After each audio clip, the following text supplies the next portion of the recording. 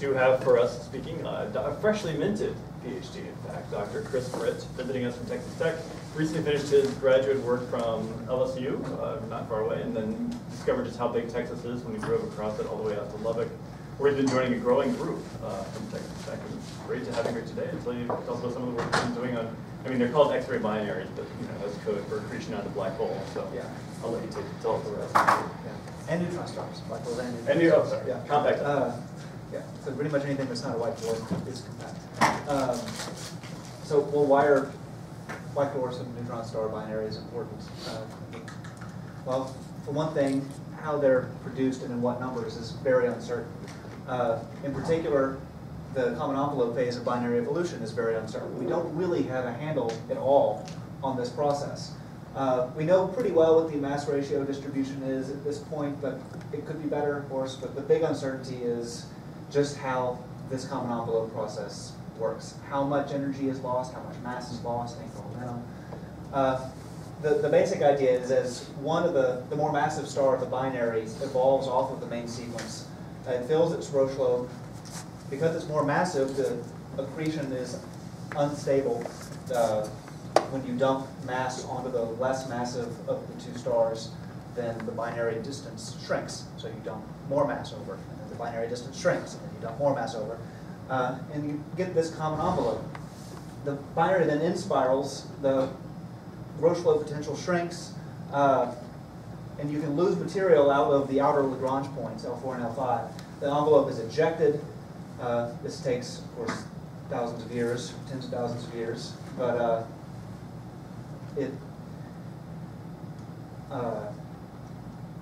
it's not really certain exactly how much mass is lost. It is important, though, that mass is lost, because if you lose more than half the mass of the binary in a sudden event like a supernova, then you will unbind the system.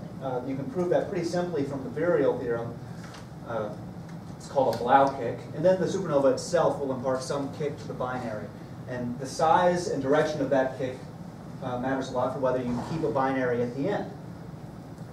Do they find hypervelocity binaries in the galaxy moving with that sort of velocity? Most remnants of these kind of systems, black hole and neutron star systems, will have systemic velocities of hundreds of kilometers per second. So they have a pretty substantial kick. But they're still bound, I guess, obviously. Yeah, they're still bound if we see them. The ones that aren't bound, they're not accreting. If you just have a cold black hole sitting out there alone, you're never going to find it. Right. So the big question is how many systems end up remaining bound and how many totally come apart. You can also end up, once the secondary star ends up evolving as well, you can have possibly two neutron stars in a binary. And that's what something like LIGO is going to be looking for gravitational wave detections from.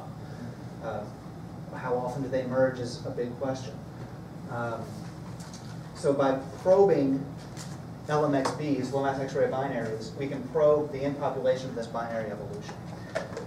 And like I said, it's very uncertain. You can be taken seriously by estimating anywhere from 10 to the 3 to 10 to the 5 low mass X-ray binaries as the end product here. 2 orders of magnitude in population estimates is not great. We'd like to pin that down a little bit better. The biggest uncertainty is the common envelope evolution. There are other problems as well, but that's the big one. So by making different assumptions about the common envelope, you can come up with different mass distributions, different period distributions.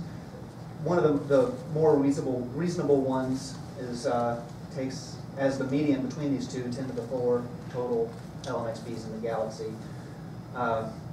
Other estimates place it a little bit lower, around 1900. There are LMXBs that are produced in globular clusters, but they're not driven by binary evolution. They're driven by dynamic interaction. Globular clusters have very high stellar density, and so you can have stars interact with other nearby stars that aren't gravitationally bound to them. And so the formation is very different in globular clusters than it is in the galactic plane. So that's one reason we want to look at the galaxy to get a better handle on binary evolution and not globular clusters. Globular clusters don't provide that probe. We have found that globular clusters tend to have a ratio of quiescent versus active low mass X-ray binaries around 10 or 20 to 1, meaning quiescent where they're not accreting very much material at all. They're very faint in the X-ray, whereas active, they're undergoing some sort of high accretion rate outburst or coming down from it. Another thing we wanted to think about is neutron stars and how their pressure relates to density. What is their equation of state? That's very uncertain because it depends a lot on the strong nuclear force. And we don't have a good handle on the strong nuclear force yet. So this is fundamental physics that can be probed through the study of neutron star binaries. Each different model of neutron star equation of state is a different line on this plot. The blue line here is the most massive neutron star that has been found to date. It was discovered in 2010. The mass estimate was published in 2010 at 1.94 solar masses. And so that by itself rules out these softer equations of state that can't support a more massive neutron star. But there are still plenty to choose from. It's important to note, too, that if you could get a single radius estimate along with a mass estimate, you could really do quite a lot of good on this plot. If you could measure the radius of this neutron star, say, to be 13 kilometers per second, you would have your answer. But measuring the radius of a neutron star is incredibly difficult. Some people have claimed to do it a few times in the past, but nobody really believes it all that firmly. We'd like to find a more massive neutron star. And all the low mass X-ray binaries are undergoing accretion. So they're not just a neutron star at birth, it's a reprocessed neutron star. It has grown more massive since it was created. I mean, how would you measure the size of the neutron star, the radius? I have no idea how you even started to do that. The ideal would be if you could measure gravitational redshift from an emission line on the surface. No one has been able to do that. Some people have tried to use the black body radius from an X-ray burst bounce back as the radius of the neutron star, but it's not clear that that's actually what that physically represents. I think you get a limit on the radius, sort of an upper limit of the radius. Yeah, well, it's also not clear that necessarily the temperature is uniform, so that what you get, it's fuzzier than is useful, is kind of what you end up with. Because to really pin these down, look at the percent errors you need on the radius. You need to be accurate to within 10%. It's just not going to happen, really. There's obviously such a small emitting surface, but what would an emission line look like from the neutron star? It would be a huge pressure run. So are there any predictions for emission lines that would come off of a neutron star? Or? There are a lot of models for it, but you could definitely get iron emission at 6 to 7 keV that's redshifted. But like you said, that it would be definitely very pressure blocked, which makes it even harder to pin down the radius more accurately. Because if you need a 10% error and that's a really broad line intrinsically, it's really hard. So that's why we're just looking for more massive systems, because getting the radius is almost impossible. But the masses of black holes are also interesting, even though there's no fundamental physics argument to be made by knowing the mass of a black hole. You don't need to know its equation of state. It's a point mass. But they're produced by something. They're produced by supernovas. And right now, the mass distribution of black holes and neutron stars, the end compact remnant of supernovas, has a big mass gap between 2 and 5 solar masses, which is odd because the stellar mass function is pretty smooth. So why do we have this mass gap at the end? Well, for one thing, we're not sure exactly that this mass gap is real. All black hole systems that have been found so far in the galaxy that have mass estimates have been found in outbursts. They've gone some X-ray nova event, which introduces a selection bias. So we don't know that this is actually the mass distribution of black holes. It's just the mass distribution of black holes that we've seen. Can I speak to that up to date? Because, I mean, it's log plot, so it really means we can count on the number of the two mass, the number of black holes that have masses. There are 20 black hole systems that have dynamic mass estimates, only 20. Most of those are very uncertain. And I'll talk a little bit more about the uncertainty in this in a moment. But one of the important things to note is that the distribution of remnants tells you a lot about supernova processes. For example, the group Belczynski found that you can reproduce this distribution if you assume that the timescale for supernova bounces is faster than most people would like. But it's not really clear that that's a valuable insight if this distribution isn't accurate. So we'd like to really understand this distribution so that we can understand supernova physics going into it. As I mentioned, they have a lot of selection biases. The orbital period of the binary, because these are in contact, the orbital period sets the size of the disk, which sets the outburst duration, the recurrence time, and we don't have any black hole systems with orbital periods less than 4 hours. Because they're going to be faint and they're not going to happen very often. We also don't find any black holes that are eclipsing. The largest uncertainty in the black hole mass so far is the sign of the inclination angle, which is a difficult problem to solve. But you can do it through either modeling ellipsoidal modulations, assuming that you understand the contribution from the disk, which is a big assumption. Or if you know it's eclipsing, you know the sign of the inclination angle is about 1. But there aren't any, which is a puzzle, because binary systems just thrown up on the sky have a uniform distribution in cosine I. And that's what this dotted line represents. As you can see, there's a steep drop-off in the known inclination, the number of black holes at a known inclination for above 70 degrees or so. The reason for that, we think, is that since we're finding them in outburst, if the disk rim is blocking that outburst from sight, well, we won't know it when it goes off. However, if we look for these in quiescence, we can see X-ray emission from the disk corona, which is puffed up, and plus the disk is thinner as well, and so we have a better viewing angle. So one of the results of the survey could be the first galactic eclipsing black hole, which would mean the first black hole for which a mass estimate is accurate. So what are we doing to find these things? Well, we're an X-ray survey of the galactic bulge region. Each of these dots is one of our X-ray sources. And the size is proportional to the X-ray brightness that we see. This one here is a known LMXB. It was picked up by an all-sky monitor and outburst. Number 2 here is an AGN. This is another known LMXB. It's very bright. All of these have more than 1,000 counts from Chandra inside a 2-kilosecond X-ray observation. They're very bright. Number 4 was a G star that's just active. 5 was an intermediate polar. A BE binary was 6. And 7, I think, how far away is was the a AGN? I'm not sure what its redshift is. I don't remember. It's in Macaron 2012. So. The main reason we're looking at the bulge instead of the galactic center is kind of pretty well demonstrated by this reddening map. There's a lot of dust in the galactic center, and if you want to do follow-up for counterparts, you need to be able to see the counterparts. So we move just a couple degrees away. We get to keep the high source density, but we don't have to deal with the large amounts of reddening. There's still a fair amount of reddening. It's just not 30 magnitudes of extinction V. So we're going to perform this flux-limited survey of X-ray sources in the direction of the galactic bulge. We're looking for low-mass X-ray binaries, but of course we're going to be finding everything that's emitting X-rays above a certain level. We're also looking for those masses of neutron star and black hole systems to try and answer those questions that I brought up earlier. And lastly, we're going to count the number of low-mass X-ray binaries that we find to try and constrain binary evolution. Using a fairly crude population synthesis model, we predicted that there would be 120 new quiescent low-mass X-ray binaries in the survey as a whole. It's important to note that there are only a few hundred quiescent low-mass X-ray binaries known, period, so this would represent a significant increase in the number of low-mass X-ray binaries. Mass determination should be possible for many of these. If you assume that the record of 10% of low-mass X-ray binaries have a black hole primary instead of a neutron star primary, then we'll have around 12 new black hole systems, which if we have 20 with mass estimates known, 20 new quiescent ones, or 12 new quiescent ones would be huge.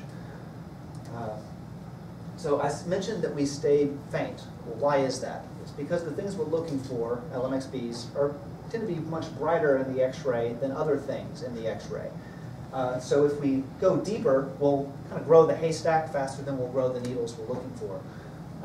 If we went deeper, we would undoubtedly find more LMXBs. This is kind of a histogram of X-ray brightness of low-mass X-ray binaries, where the X-ray binaries are in black. Our X-ray sensitivity cuts off around here. So we start to hit diminishing returns pretty quickly with deeper exposures, whereas the number of other things like CVs and intermediate polars grow much, much faster. But there are a lot of different exhibits in the X-ray zoo here, and lots of different things amidst X-rays, and I'll talk about what each of those are. The first we're interested in, X-ray binaries. You have this donor star accreting material onto a compact object through Roche-Loeb overflow. Notice that it's teardrop shaped. It's because this is the equipotential shape of the equipotential surface, that spot. Matter falls over, forms an accretion disk. The hot inner accretion disk emits X-rays, as does the corona around it. If you have a white dwarf primary, it's called a cataclysmic variable. If it's a high accretion rate cataclysmic variable, the boundary layer becomes opaque to X-rays, and they end up being reprocessed into ultraviolet light. So the CVs that we find in our survey tend not to be very active. They don't have a high accretion rate because we're X-ray selecting them, so they have lower end. We can also find millisecond pulsar, ultra compacts are going to be in there. Magnetic white dwarf systems are going to be in there. Along with things that don't have any compact object at all. If there's a close binary that's been spun up through tidal locking in an RS-CAN band, it's going to be X-ray active because it'll have a strong magnetic field. Contact binaries are going to be in there. Active stars, previous surveys have been kind of swamped with active single stars in the past. And of course, we're going to find background AGN. How do we tell the difference between all these things? Well, the easiest way to go about it, the first step, is by looking at the optical light curve, how much optical light is coming out compared to X-ray light, and then you also need optical and near-infrared spectroscopy, what's it doing in other wavelengths. You really need every bit of information you can get to tell the differences between some of these things. And ultimately, you'd like mass determinations. So when you're looking for variability, the reason you do that is because most stars in the sky are not variable, whereas X-ray binaries likely are. This is a little movie I made with BenSim, which is available for download. This is a CV in our sample. This is its light curve. If you notice the teardrop-shaped donor star as it goes around, the amount of surface area you see changes with binary phase. It's a lot here, it's less there, it's more here, it's less there. And so you see these minima and maxima as the star goes around. You also can see a hot spot on the disk, which is responsible for the asymmetry between the minima and maxima. This is obviously dependent on inclination angle. If you see it totally face on, you don't see any changes. You see it more edge on, the changes are much larger. Also, other types of X-ray sources are likely to be variable. Contact binaries with the common envelope also show this kind of ellipsoidal variation. Chromospherically active stars are going to have star spots because they have strong magnetic fields. Those large star spots will be able to detect. So if there's a variable star inside the X-ray circle, it's probably the counterpart. That's not a guarantee, but it's a better way to weed things out than anything else.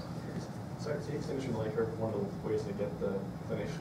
Yes, but it depends how bright the disk is. And so that's actually a harder problem than you might think. Some recent papers, Farr and Cantrell have written, have kind of shown how state changes in the disk can raise the bias level and change the amplitude of the This must be more like a power law, almost. Yeah, you can use, it's hard to establish exactly what it is. You can do it if you have decades of data, which they do for some of these things. But it's a harder problem than you might think. But Cantrell did it pretty well. But they had to model the disk pretty carefully over time using infrared colors.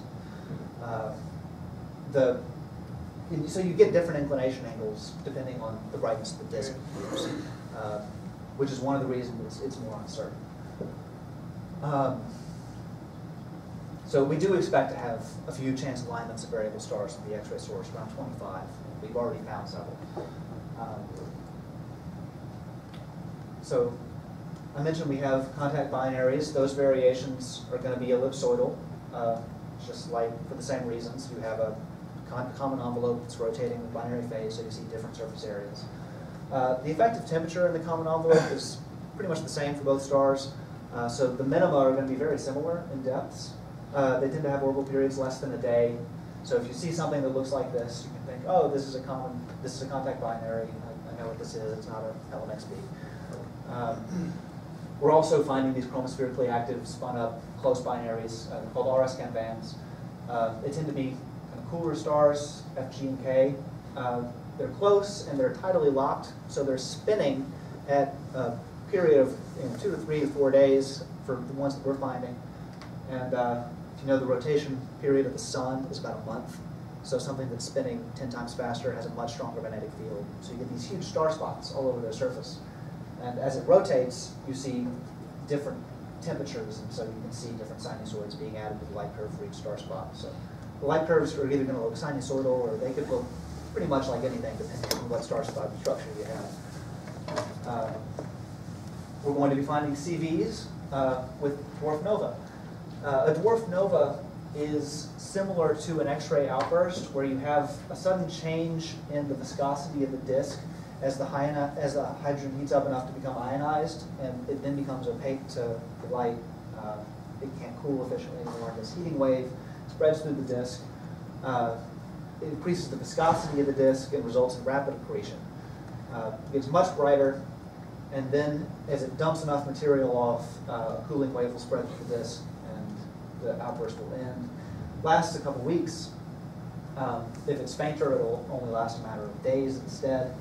But it's important to note that this is something that happens in the accretion disk, not on the surface of the white dwarf, like a classical nova does. So this is linked to accretion rate. We're also going to be finding these magnetic white dwarf systems, where the magnetic field is so strong that it will actually lift material off of the accretion disk and dump it onto the magnetic pole of the white dwarf. And then we're going to be able to see from the side the shock region where the accretion column is pummeling the surface of the white dwarf.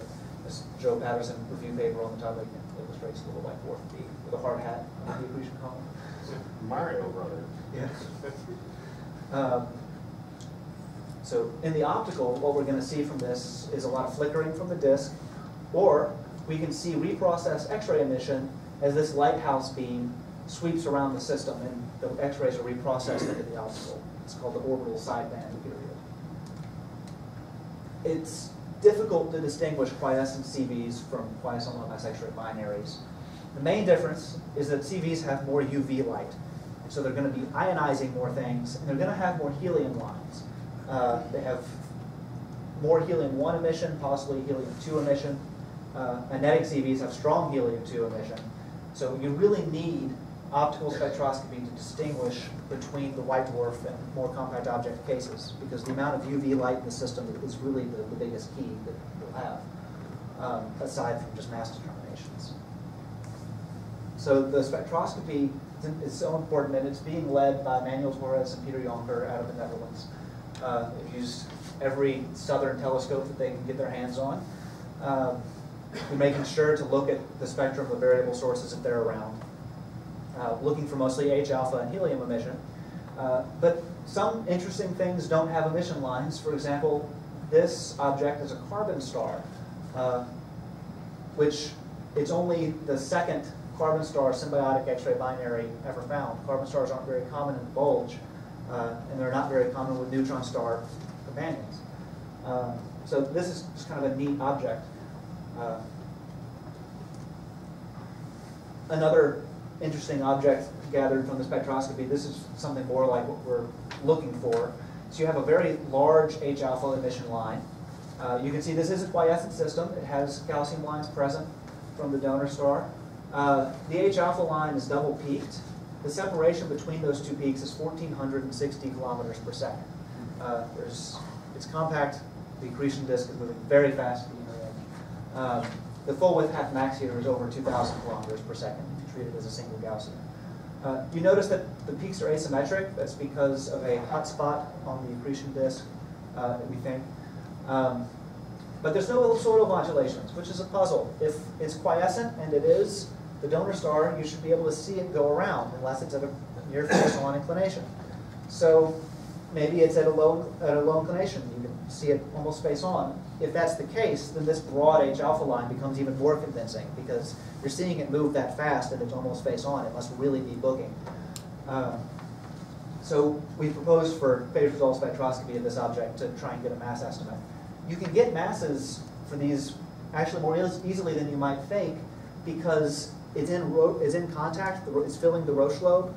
Then if you measure the rotational broadening, you can relate that with the semi-amplitude of the companion as it goes around and pull out the mass ratio immediately. And so you can immediately, because it's in Roche lobe contact, you can measure these donor lines as they go around along with the rotational broadening and pull out the masses. That object is not variable, as I said, and it's kind of a warning for the rest of the survey because there is a variable star inside the X-ray circle for this one. This circle is the X-ray error region. The object marked with a diamond is a variable star. The object marked with the cross is the emission line object. So just because it's a variable doesn't mean that it's the companion or the counterpart. Another thing that the survey is doing is looking at the infrared colors. There's a very helpful diagnostic. It's being led by Chandra and Danny Steeves at the University of Warwick in England. She's doing more of a statistical analysis on it. She's computing the odds of a chance alignment of a spectral type of a certain class at that magnitude aligned with the X-ray target. So she has possible counterparts for over 95% of the GPS sources, of which more than half are likely to be the counterpart.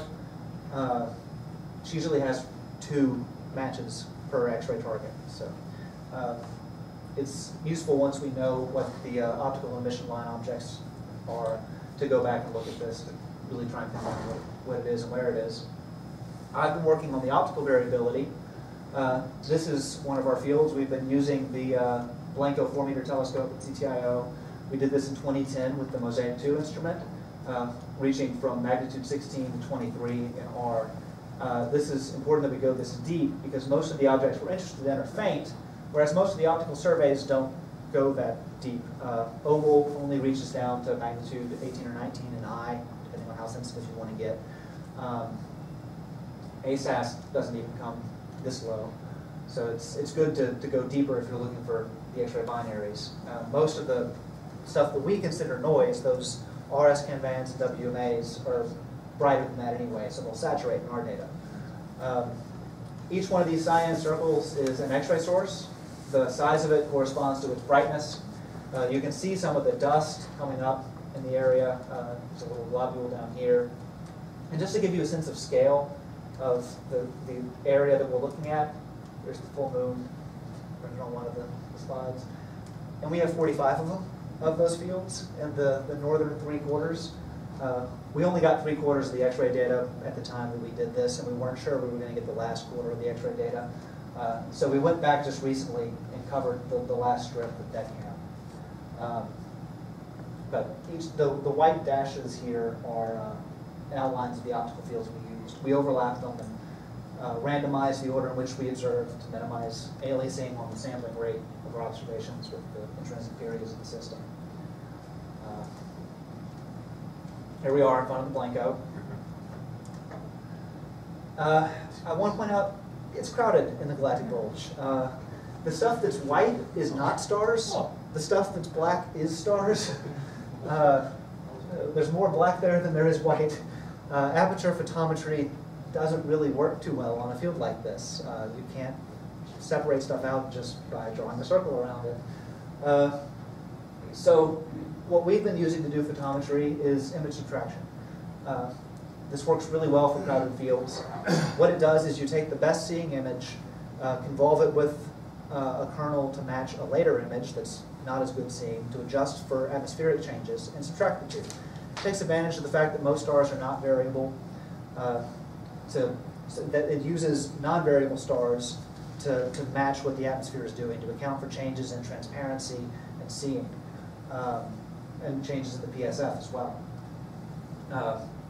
So this actually works better with more crowded fields because you have more stars to work with, and that's really the big point to take away. Here's an example of it. This is a Dwarf Nova, so it's kind of a best case scenario for us. The X-ray target is circled in red here, and when you add up all of the subtracted images normalized by Poisson noise, this is what you see. Everything else just drops away. You're left with a nice bright variable in the middle. This is the light curve of that object in the mosaic data. It looked like it was getting much brighter, possibly a dwarf nova. So we got some follow-up time with SMARTS, and sure enough, 10 months later, boom, classic dwarf nova. We had 8 dwarf nova outbursts in the survey. 4 of them in the brightest 100 X-ray sources. So there's a statement to be made about the accretion rate in X-ray brightness versus recurrence time. And I'm working on quantifying that now. So here are a few of the dwarf nova in the system, in the survey. You can see a lot of them fade back down below our limiting magnitude of 23. So we don't really know how bright these are in quiescence, but if they're 3 magnitudes in outburst height, you can kind of extrapolate. That's not very certain though. We're also mostly interested, of course, in these periodic systems. We're looking for period analysis, look for light curve morphology, so we need to know what its orbital period is, so we can fold it. This is one object. These are actually the same X-ray source. It was picked up in 2 different X-ray observations. This one was very off-axis, and so the error bars are much larger on it. It wasn't screened out as a duplicate appropriately. So the catalog has 1,234 X-ray sources. There are 1,216 unique X-ray sources. That's our bad. But this is the variance map for this image. You can see the counterpart is variable. This is what it looks like. It just looks like flickering to the naked eye. But when you search for periodicity, there's a big spike in the periodogram around a little under 3 hours. These 2 spikes are the 1-day aliases. We, of course, only observe at night. You can check the significance of these. We've been using just white noise Monte Carlo simulations to see what the odds are of pulling out a period from just random noise. This is very significant. And this is what the folded light curve looks like. It's not great. It looks, in fact, like there are 2 sinusoids superimposed on one another.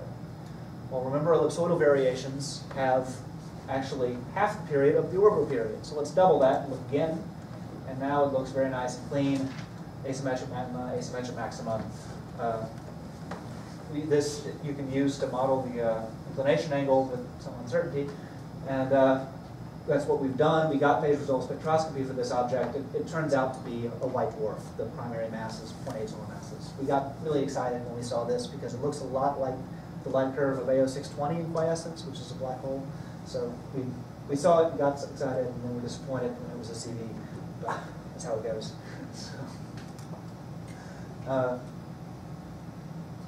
So obviously we're not sensitive to all periods equally. LMXBs with main sequence donors should have periods below a day, and we are sensitive to those even with some flickering from the disk. As you move to periods above a day, our sensitivity really depends on the amount of flickering that's inherent to the system. Things that we would consider more noise, like those contact binaries and spun up active stars, have very little flickering, so we're still fairly likely to pick those up unless they start to alias with the day pretty heavily. The LMXB period distribution that we know peaks at 7 hours, which is fine, but we're not sure exactly what the period distribution of it is that we're going to be finding because we're finding them in quiescence instead of from outburst. So it's not quite a fair comparison. There are definitely some sampling issues that go into that. We're finding plenty of eclipsing sources.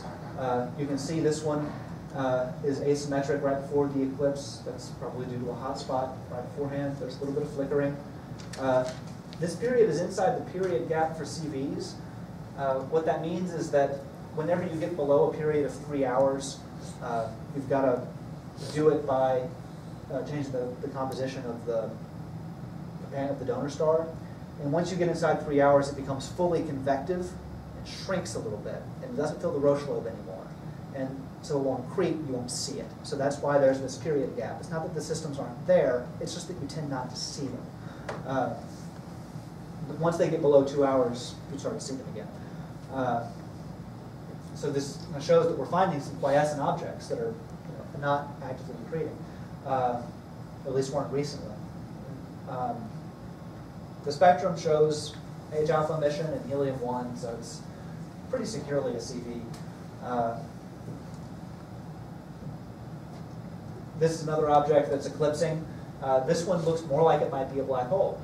You can see here, these 5 points are all taken on the same night. So what we attribute this rise to is that the disk changed its overall brightness level, which is pretty typical in LMXBs. The disk will change in brightness even from night to night. It's very common in AO620. It's what makes modeling the inclination angle so difficult, because the disk is kind of constantly changing in brightness. It's not very bright in the X-ray compared to its optical brightness, but that also favors a black hole, because black holes are tend to be fainter than neutron star binaries, because once you get down below a few percent of Eddington luminosity, you switch to radiatively inefficient accretion, which means that you can't get out, you can't get the energy to escape by radiation anymore. So you have all this thermal energy that's trapped in this accretion flow and it can't get out. And that's carried across the event horizon of the black hole where it's lost. It could also be lost in an outflow or in a jet, but the main point is that it's not coming out in radiation. So you'll see it as fainter in the X-ray than something with a boundary like a neutron star where the radiation can eventually get out. Excuse me, can you go back to that? I don't quite understand why there's a very sharp, narrow, low where it eclipses, because you have a star that is going around something else, and it's as if there's a very tiny object that is getting eclipsed for a short period of time. What are we seeing here?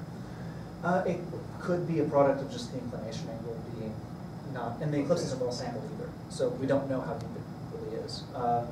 This lasts for about 10% of the phase, which isn't uncommon. So I don't really know what else to say besides that it's degenerate with the inclination angle. We don't have it well sampled. Because you just sort of randomly pull out a binary system. It doesn't look like this, an eclipse by a binary system. Yeah. This is a sort of unusual eclipse. Yeah, and it could very well be deeper. We see it go down at least by a little over 0.1 magnitudes, which, you're right, is not very deep. But it's a 1.8-day period, and you can see the biggest gaps in the light curve are at phase 0 and 0.5. So I don't know that we can say with any confidence that it's not a deep eclipse.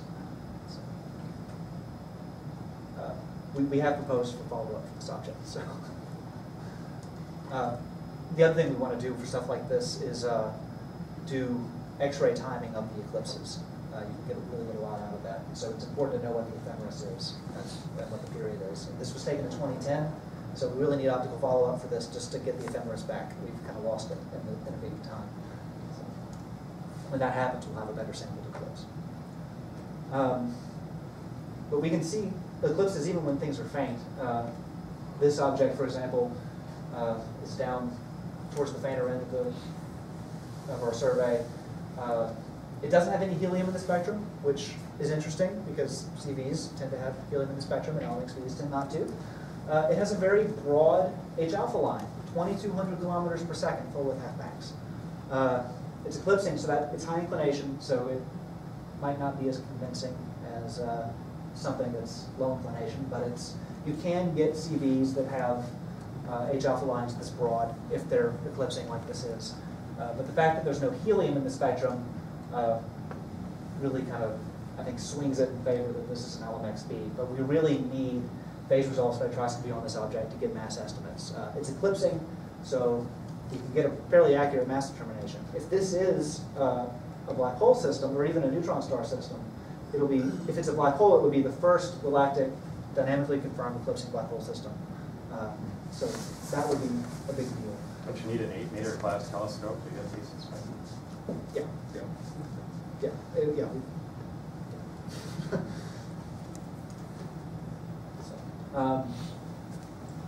So this is another example. You can see ellipsoidal variations and an eclipse. The fact that these eclipses are asymmetric suggests that it's not a contact binary, it's not a So because we can see these donor lines, or sorry, because we can see the ellipsoidal variations, we would expect donor lines to be present in the spectrum.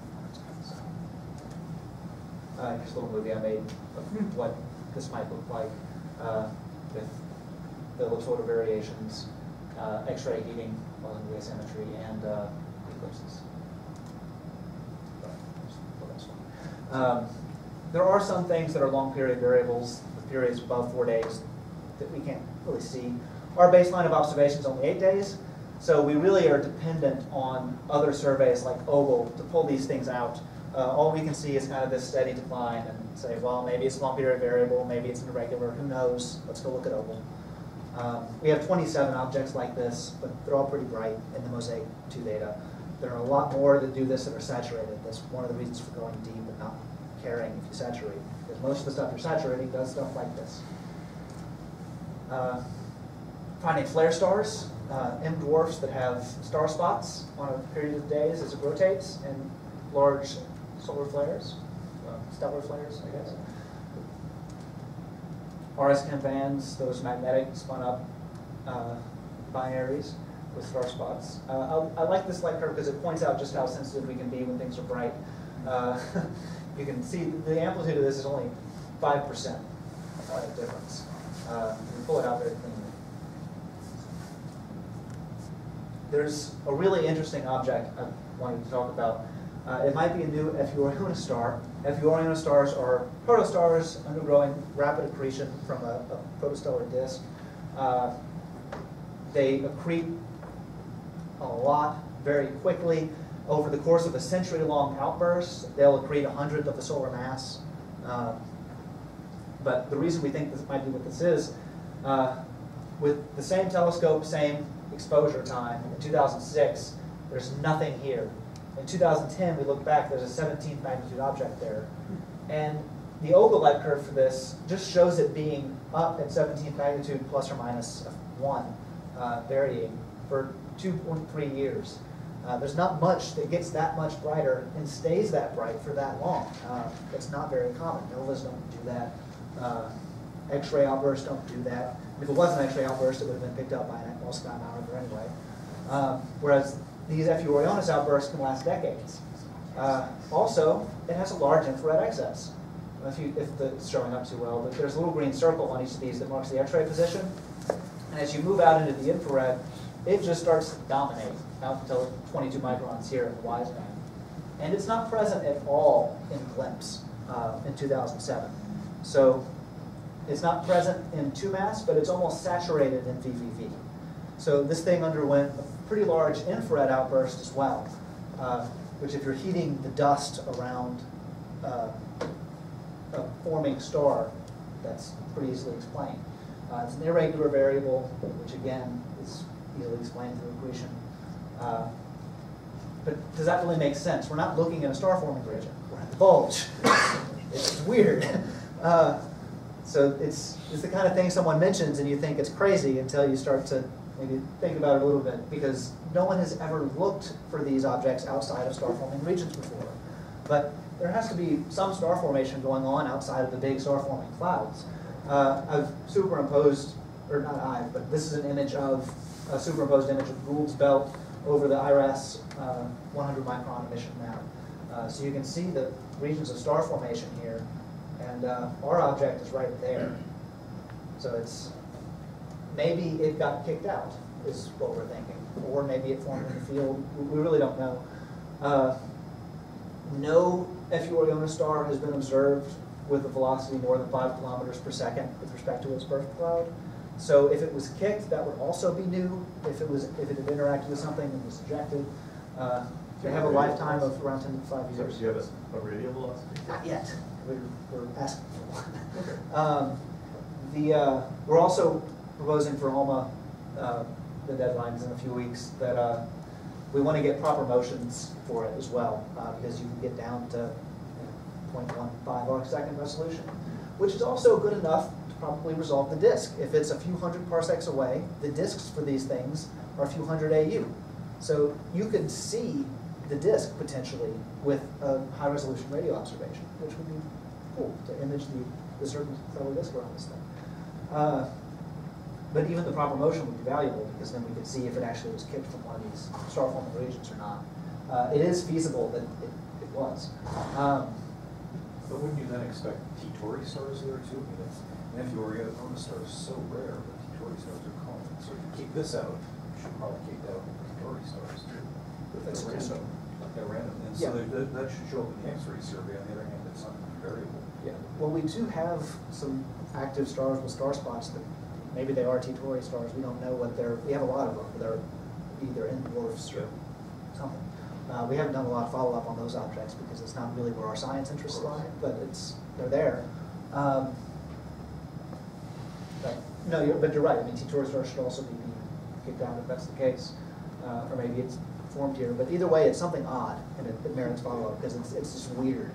We're also proposing for XMM observations because if it's changed in brightness since the Chandra observations, that would be important. It's not understood what the X-ray emission mechanism is for FU stars. It's thought either to be magnetic reconnection lines in the disk, or a shock region, or coronal activity from the host star. So if we can see a substantial change in the X-ray brightness, that could maybe tell us something about the X-ray emission mechanisms in FU stars. It's maybe a bit of a long shot, but You may want to explain Gould's belt very quickly.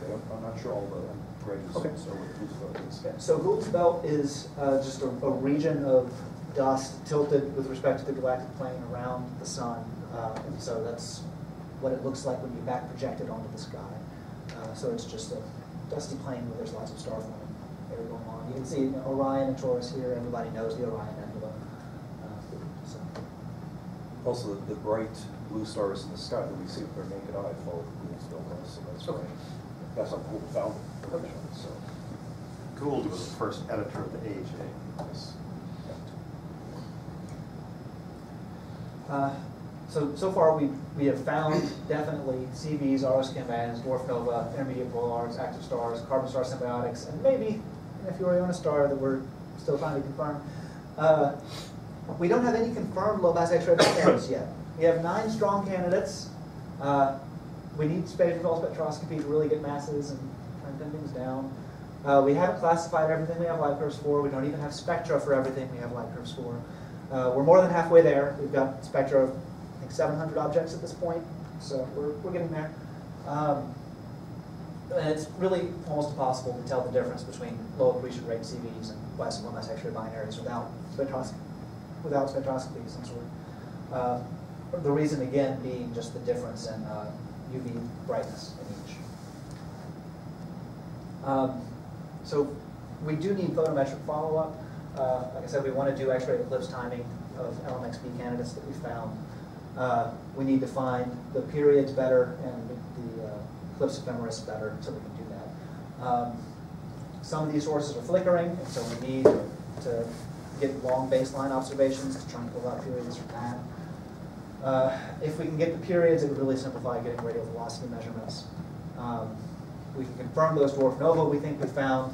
And also, someone has brought up the idea that some of these systems might show red noise, which for our longer periods, we need to check that out. I've done some cross-referencing with the irregular variables in Ogle, and it doesn't look like it's a problem, but it would be good to confirm what's that. red noise? If you have a power spectrum with that follows power law, it's not white and flat. If it just slopes down with frequency, it's really easy to get a spurious period at low frequencies. Especially if it's a broken power law, because you can mistake a knee in the power spectrum for a periodicity. So a 2.5 day period with an 8 day baseline could easily be the product of red noise because you don't sample that period very well. You only have to see it 3 times. But anyway, I know A&M has bought into Toros lately, or is looking at buying into it, so maybe you guys need something to do with it in between advanced LIGO detections. So this is the population that we predicted going in. This is in the Yonker paper. RS-chem bands, contact binaries, CVs are down here. Intermediate polars, quiescent low mass X-ray binaries are down here. active low mass X-ray binaries in AGN are up here. I want you to look, though, at the number of low mass X-ray binaries that are active. These should be picked up by all sky monitors because they're right about at that brightness level. And in fact, we think they are.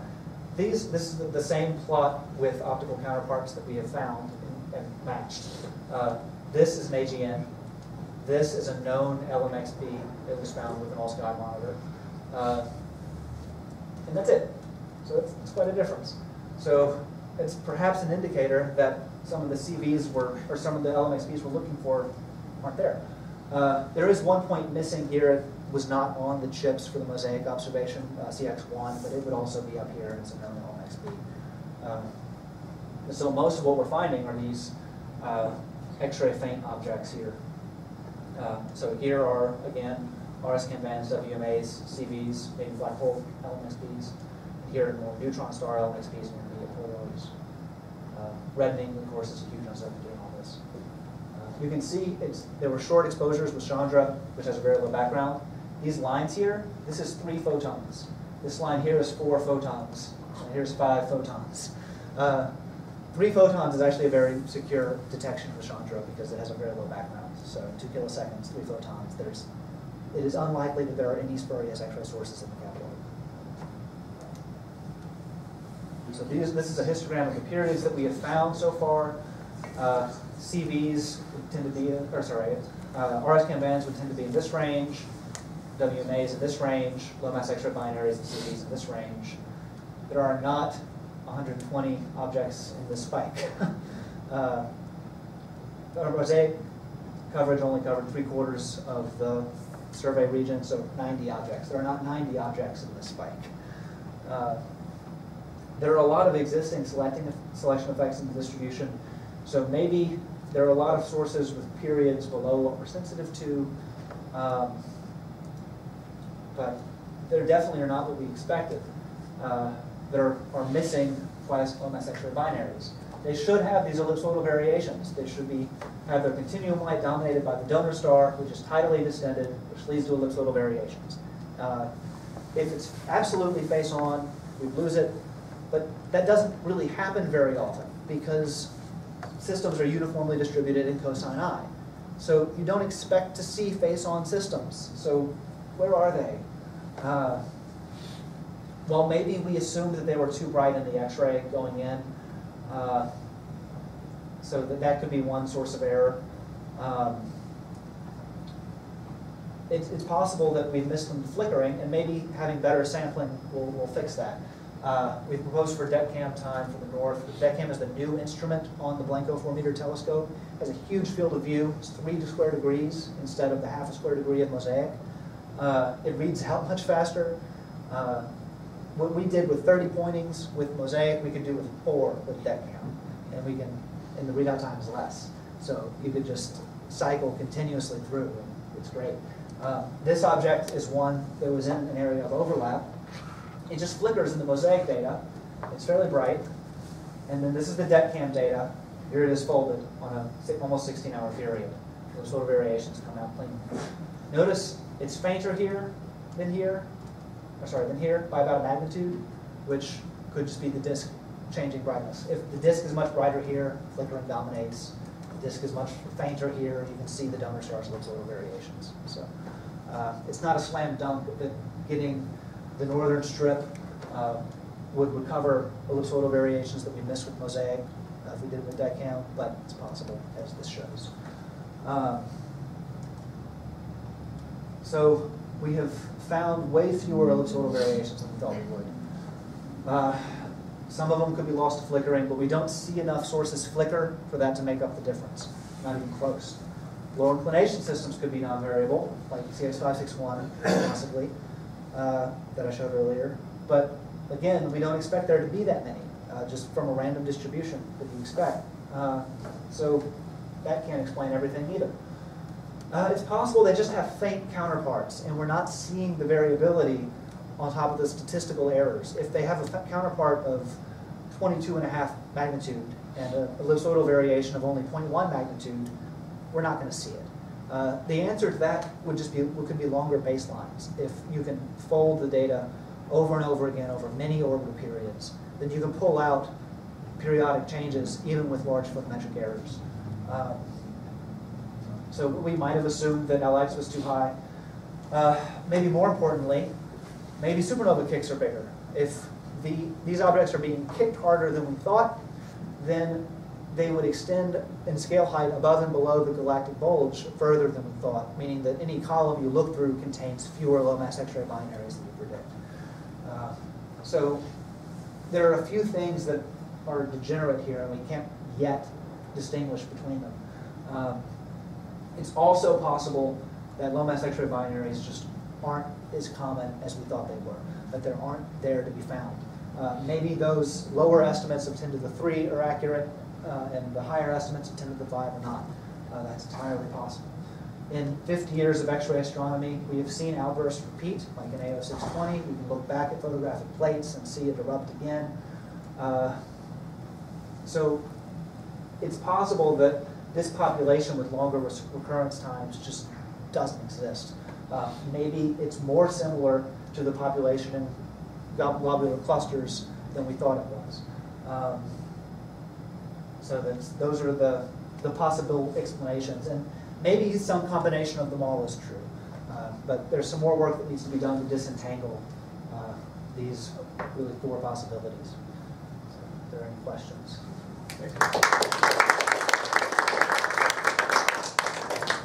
More questions for Chris? So how do you define disk in the stars? Disks? Disk. How do you define? So what is disk in the stars? So a disk, if you're accreting through Roche lobe overflow, go back, yeah. Okay. The matter stream wants to go around in kind of an ellipsoidal thing, but what it happens is it hits itself on the way back around and forms an accretion disk, which can transfer angular momentum to allow material to accrete onto the surface. So the accretion disk is just the matter that's falling onto the compact object. It's not something that's around the donor star, it's something that's around the compact object, and it's going to form just as a consequence of angular momentum conservation. Does that answer your question? I haven't thought of it at all. I mean, if things have large kick velocities, would you expect to see them in some of these, the extragalactic X-ray surveys? Some of them cover a significant area. Yeah. I just don't know what the density should be. The ones that we're finding in X-ray and extragalactic X-ray surveys are very bright. Sure. They're distant. So these are about 10 million times fainter than the active LMXBs. And so when you look out to other galaxies, you're finding the active ones, but not the... Sorry, I meant like other XMBs in our own galaxy, but just that have been kicked out, so you find them and you look, low away from the bulge. Oh, okay, yeah. Do they exist? Do they have radial velocities? We're not going to see them in this survey. Not in this survey, I meant in the other. Yeah, well, no one's really looked. Yes. Is the answer to that. Fair enough. Yeah, I mean, that would be something to check, especially since if the kicks are larger than we thought, maybe that would be a way to check that. But, measuring the scale height of these things is difficult because we only have, 2 dozen systems that we've got masses for. There are a few hundred LMXBs that we know of, but we assume that their population kind of traces the stellar density, which is almost certainly not true. So.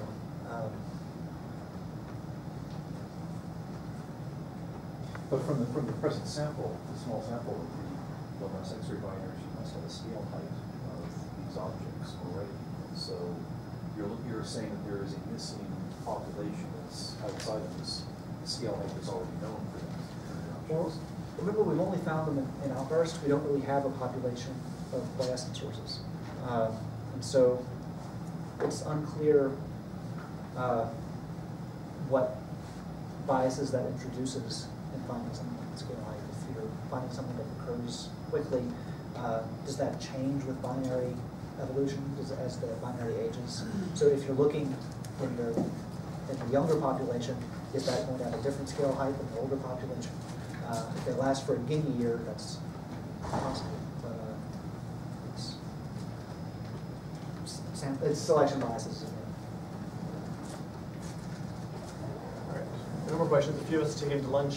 There is grad student harassment at, send in the email, anybody remember? 3:15. I think that's going to be over here.